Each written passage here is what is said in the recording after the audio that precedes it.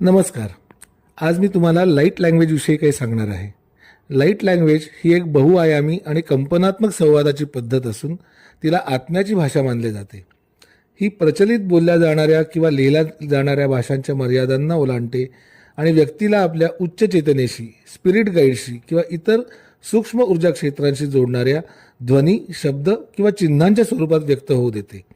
ही पवित्र अभिव्यक्ती उपचारासाठी, स्वयं ऊर्जा उंचावण्यासाठी, नकारात्मक ऊर्जा शुद्ध करण्यासाठी आणि उच्च चेतनेशी जोडण्यासाठी उपयोगात येते. लाईट लँग्वेजला तुम्ही एखादे वाद्य वाजवण्यासारखे समजू शकता. फरक एवढाच की येथे तुमचा आवाजच तुमचे वाद्य असते.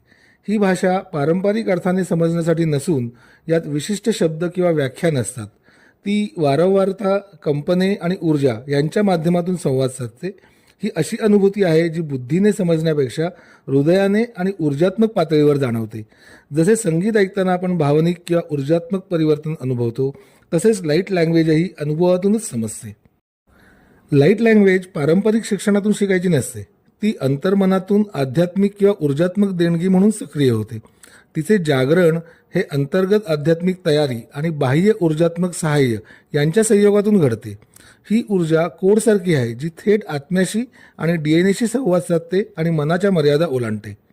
लाईट लँग्वेजचा प्रसार ध्वनी आणि कंपनांवर अधिक भर देणारा असतो. तो बोलून, लिहून किंवा हालचालीद्वारे व्यक्त केला जाऊ शकतो. ही भाषा ऊर्जा उच्च कंपनांकडे वळवून भावनिक, आध्यात्मिक आणि शारीरिक स्तरांवर उपचार करण्यास मदत करते. ती सुप्त ऊर्जा जागृत करते आणि व्यक्तीला वैश्विक तसेच दैवी शक्तींशी जोडते.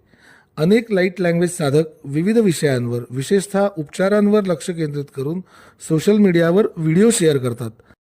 लोक वैयक्तिक समस्यांसाठी त्यांच्याकडे मार्गदर्शन मागतात. यापैकी एक उल्लेखनीय साधिका म्हणजे डिव्हाइन रोशनी, डॉक्टर वैखोम रोशनी देवी, एक एनर्जी अल्केमिस्ट आणि अंतर्ज्ञानी मार्गदर्शिका. त्या डिव्हाइन रोशनीच्या संस्थापक असून अनेक प्रतिष्ठित पुरस्कारांच्या मानकरी आहेत. तसेच आध्यात्मिक कल्याणासाठी दिलेल्या त्यांच्या योगदानाची नोंद अनेक वर्ल्ड रेकॉर्ड बुक्समध्ये झाली आहे. त्यांची कामगिरी प्रशंसनीय असून सातत्याने वाढत आहे. त्यांच्या महान कार्यांपैकी एक म्हणजे भगवद्गीतेच्या 18 अध्यायांच्या सारांशाचे लाईट लँग्वेजमध्ये केलेले भाषांतर. हे भाषांतर ऐकल्याने सर्व श्रोत्यांना लाभ होतो.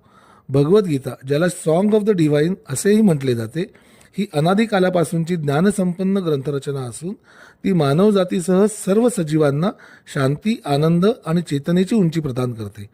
तिच्या कंपनांनी आणि ज्ञानाने प्रत्येक जीवामध्ये दैवी चेतना आणि सौहार्द वाढीस लागते. कारण मानव, प्राणी किंवा इतर कोणतेही रूप असो, सर्वांमध्ये एकच दैवी ऊर्जा विद्यमान आहे. नवजात बालकांसाठी गीता अंतःशांती, मनःसंयम आणि प्रेम वातावरणाची देणगी देते. तिच्या ध्वनी कंपनांमुळे त्यांच्या श्रवणेंद्रियांना व मेंदूच्या स्नायूंना सौम्य उत्तेजन मिळते, ज्यामुळे शांत आणि पोषणदायी वातावरण निर्माण होते. जन्मापासूनच त्यांच्या सर्वांगीण विकासासाठी हा एक आध्यात्मिक आणि नैतिक पाया ठरतो.